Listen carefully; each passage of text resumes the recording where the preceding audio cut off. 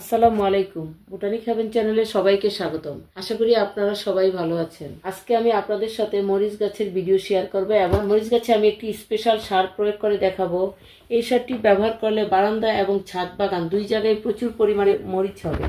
তবে অবশ্যই সেক্ষেত্রে বারান্দা বাগানীদের খেয়াল রাখতে হবে যে আপনার বাগানে রোদ আসে কিনা। বারান্দায় যদি 6 ঘন্টা রোদ আসে তাহলে প্রচুর পরিমাণে মরিচ হবে। তো আশা করি ভিডিওটি না টেনে আপনারা পুরো ভিডিওটি দেখবেন এবং ভালো লাগলে আমার চ্যানেলটিকে অবশ্যই সাবস্ক্রাইব করবেন। মরিচ গাছের অনেক ভিডিও আমি শেয়ার করেছি। কোনো গাছ ভিডিওতে আমি দেখিয়েছি কিভাবে বীজ থেকে চারা তৈরি করে, কোনো ভিডিওতে আমি সার প্রয়োগ করা, কীটনাশক, ফাঙ্গিসাইড সব ধরনের ভিডিও দেখিয়েছি। তো আজকে একটি স্পেশাল সার দেখাবো। এই সারটি প্রয়োগ করলে আপনারা অবশ্যই লাভবান হবেন, আপনার গাছে প্রচুর মরিচ হবে এবং এই সারটি আপনারা ঘরে ফেলে দেওয়া জিনিস থেকে তৈরি করতে পারেন। সাথে আপনারা কিছু জৈব সার মিক্সড করে দিলেই হবে। সারটি হচ্ছে এই সারটি কলার খোসার তরল সার। এটা পটাশিয়ামের একটি উৎকৃষ্ট উৎস। আপনি যদি নিয়মিত মরিচ ধরার সময় এই যে এখানে দেখেন কত মরিচ ধরে আছে, এই অবস্থায় যদি আপনি সারটি প্রয়োগ করেন বা মরিচ হারভেস্টিং করার পরে যদি করেন, প্রচুর পরিমাণে আপনার ফলন হবে। তো আপনারা এভাবে আপনার গাছটি যত্ন করতে পারেন। এই গাছটি আমি 2 মাস আগে নার্সারি থেকে সংগ্রহ করেছিলাম এবং 20 টাকা দিয়ে চারা। এটা মনে হয় 15-20 দিন আগে আমি নার্সারি থেকে সংগ্রহ করেছি। তো দেখেন গাছগুলো কত সুন্দর গ্রোথ হয়েছে, আর এটাতে দেখেন মরিচের পরিমাণ কীরকম মরিচ হয়েছে। তো আপনারা এরকম ছোট ছোট চারা নার্সারি থেকে সংগ্রহ করে বা বাজার থেকে মরিচের বীজ থেকে আপনারা চারা তৈরি করে খুব সুন্দরভাবে মরিচ গাছ লাগাতে পারেন। সুন্দর চারা হবে এবং চারা অবস্থায় অনেকেরই সমস্যা হয়, পাতা কুঁকড়ে যায়। সেক্ষেত্রে আপনারা নিয়মিত কীটনাশক স্প্রে করবেন।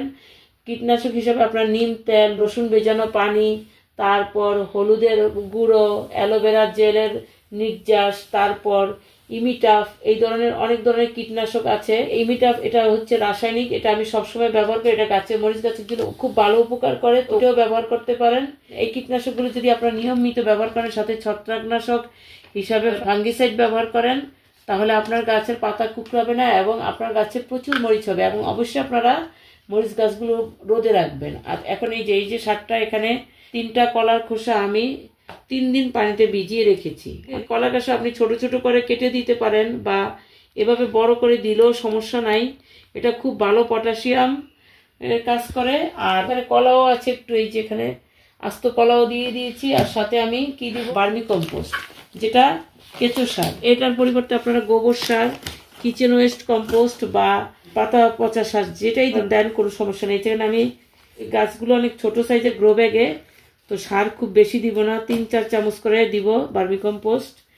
আমি এখানে ইচ্ছা করে গ্রো ব্যাগে গাছগুলো করার চেষ্টা করি, তাহলে গাছের গোড়ায় পানি জমে থাকে না, পানি নিষ্কাশন ব্যবস্থা ভালো থাকে।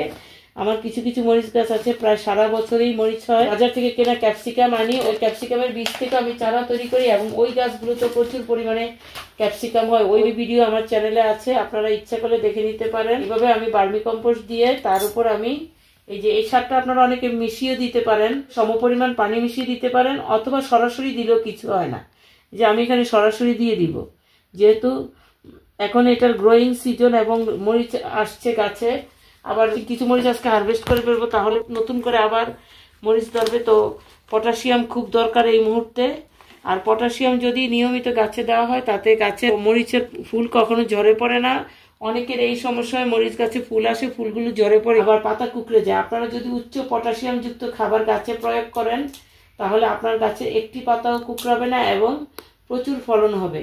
এই যে আর সময় মতো অবশ্যই মরিচগুলো হারভেস্ট করে নেবেন। আর এই পটাশিয়াম যুক্ত খাবার হিসাবে আপনারা রাসায়নিক পটাশও দিতে পারেন, লাল পটাশ। তবে সেক্ষেত্রে আপনার গাছে অনেক সময় কম বেশি হলে একটু সমস্যা থাকে। তো সেক্ষেত্রে আপনারা এই কলার খোসার এই সারটা আপনারা যদি ব্যবহার করেন, গাছের কোনো সাইড এফেক্ট হবে না, কোনো ক্ষতিও হবে না এবং আপনার গাছে প্রচুর ফলন হবে। আমার গাছে যখন ফুল আসা শুরু হয়েছে, তখন আমি এই কলার সারটা নিয়মিত ব্যবহার করা শুরু করেছি। দেখেন এই ছোট্ট একটি মরিচ গাছে এই পরিমাণ ফলন এসেছে। দেখেন একটা ডালও বাকি নেই, প্রত্যেকটা ডালে মরিচ এসেছে মাশাআল্লাহ। তো এভাবে আপনারা যত্ন করলে আশা করি আপনাদের কাছে মরিচের অভাব হবে না। ভিডিওটি আর দীর্ঘায়িত করছি না, অনেকক্ষণ কষ্ট করে এবং ধৈর্য নিয়ে ধন্যবাদ জানিয়ে এবং পরবর্তী ভিডিও দেখার আমন্ত্রণ জানিয়ে এখানেই শেষ করছি।